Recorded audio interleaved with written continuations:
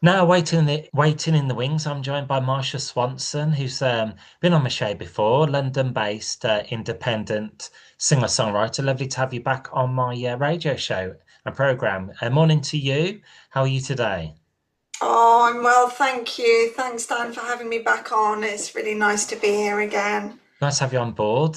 And my first question I wanted to ask for the benefit of my listeners who have not necessarily listened to my previous interviews with you, can you just tell me a little bit more about Marsha Swanson? Yes, I'm a singer-songwriter. I've just released my third album. Well, my third album, adult album, but I have also written children's music. So I have a double history of writing music both for children and for adults. But I have to be careful always how I phrase that because when I say adult music, it sounds something very different. I know what you mean. So for music for grown-ups. Yes, Okay, exactly. I'm with you. And here to invite you back on my show to talk about your new single called Generational Transmission. Well, that's an impressive song title. Can you just describe this record? You know, the kind of meaning behind it and what the listeners can expect from it. Sure. Well, I think it's that when you're from the sandwich generation where you've got parents above you and you've got children below you, I think you can really start to get a measure of where behaviors come from. And not only when you're with your own child and you think, am I responding to them as I want to, or am I responding as something the way my mum responded to me? Um, and then if you know a bit further, you can start having conversations with your mum saying, well, why did she behave like that? And then she might look into, well, I behave like that because this is how my mum was with me.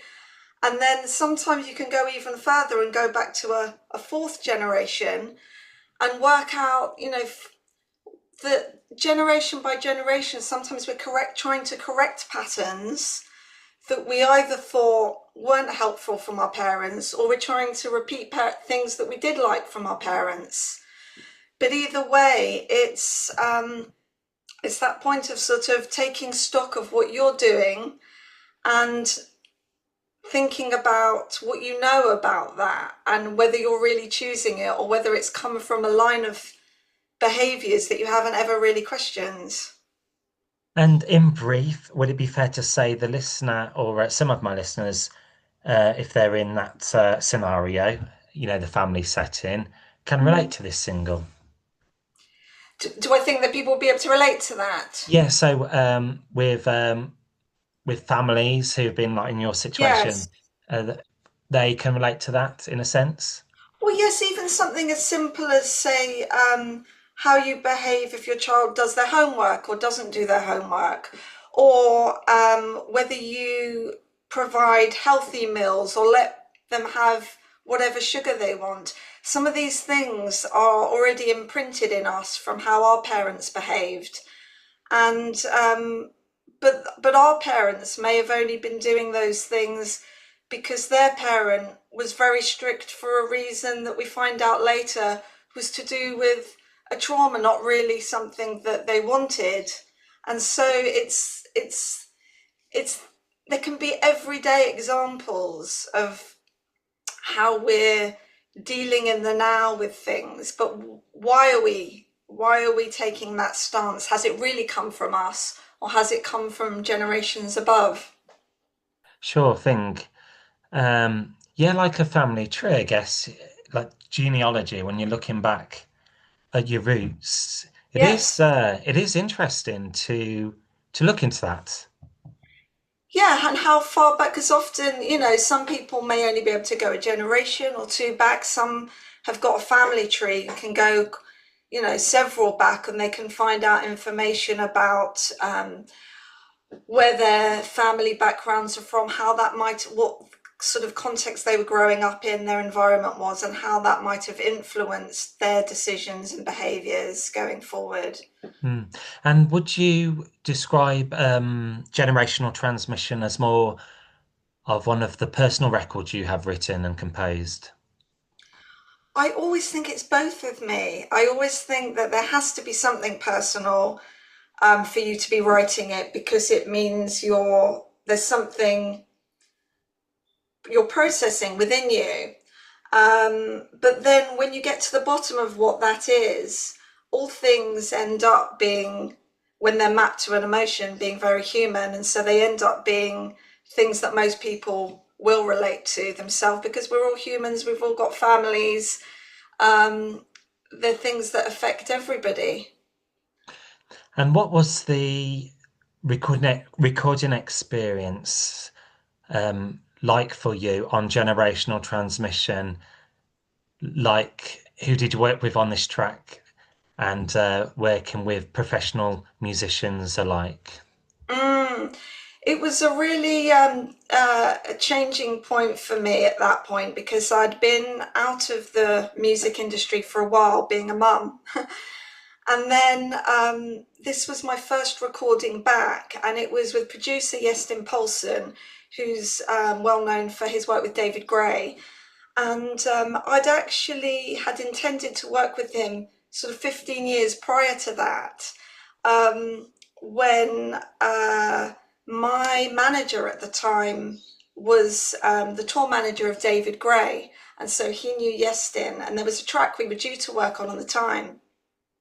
And we didn't get to because I can't remember what happened. It was some logistical thing, and Yestin was on tour, and then I was a mom. And so then when I first came back to recording again, I was thinking, I wonder if Yestin's, whether I could do something now with him. I had these new tracks to record.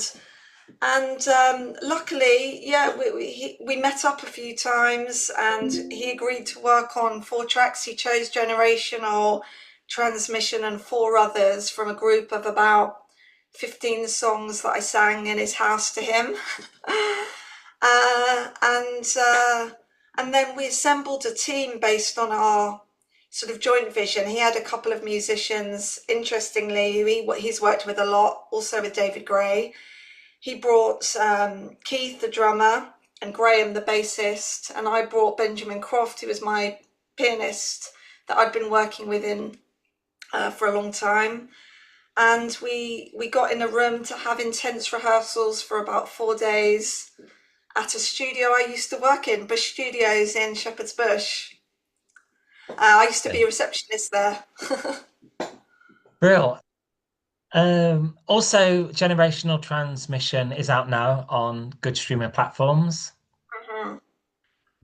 And do you kind of dabble in music videos, visualizers, or do you just like to kind of concentrate on the music?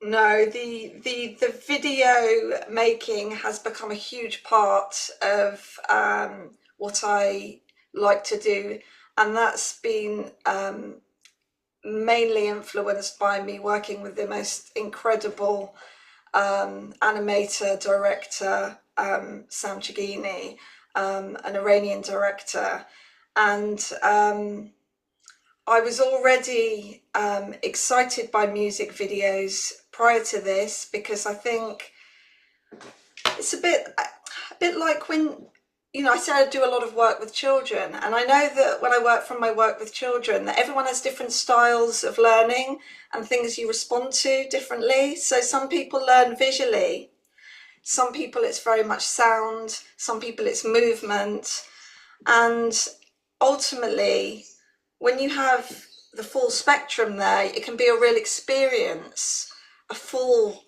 holistic experience.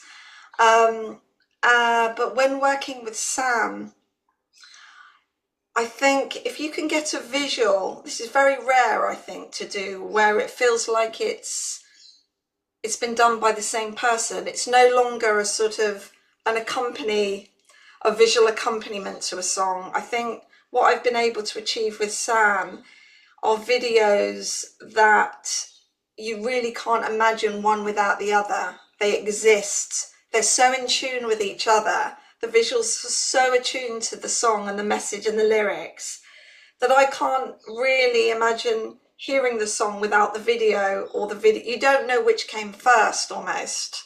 Could be either way. Whereas So that to me is where you're taking a song and doing something different, and I think that can reach more people and land in a very different way. Yes, because they often say in music videos and then the audio track, they're bilateral, they go hand in hand. Mm. And when I said the example about the children, when I said about learning, I wasn't implying that music is a learning experience, but I was just saying from my work with children, knowing the different styles in how people respond, that we are, some humans do respond differently to visuals as to, you know, and so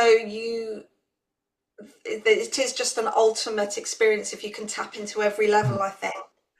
And as a songwriter, what influences your songwriting, from everyday happenings to, you know, personal life to reading books? Mm. Yeah, I think the full spectrum of what you've just mentioned, actually, because um, anything that is complex to me that I'm processing in life, something that's complex emotionally, or something that I'm needing to untangle or work out, what is it I'm struggling with in this way? I think that's where it becomes, I look to creativity as a solution to help me um, undo the untangling. So yes, relationships and um, anything to do with inner life and introspection, that always inspires me, because uh, it's the fact that creativity is a tool. It's such a gift to have tools that can help you differentiate complex things, because sometimes we're working at a deeper level. um, our unconscious can help us, because the things that we know about are not always the right things. The things that, so if someone asks you, you know, how are you? We may say, yes, I'm fine. But then we may play a chord that doesn't sound very happy, and it tells us something up other than that. So it's giving us a clue. Maybe you're not as happy about something as you may think you are. So we're getting assistance from our unconscious. So yes, that's always a big inspiration. And then the other thing you mentioned was books.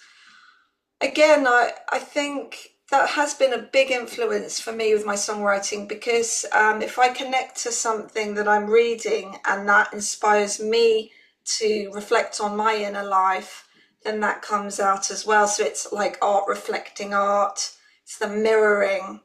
Um, and I really enjoy it when mediums inspire each other in that way. Hmm.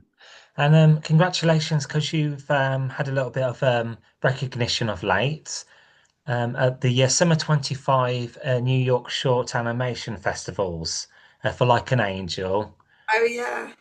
You got a nice mention there. How was that for you? Well, that's coming up in only a couple of weeks. No, you're right. We already did know that we've received an honourable mention, but what I've only just found out is that it will be screened in New York at the Byron Hotel in New York City in it's October.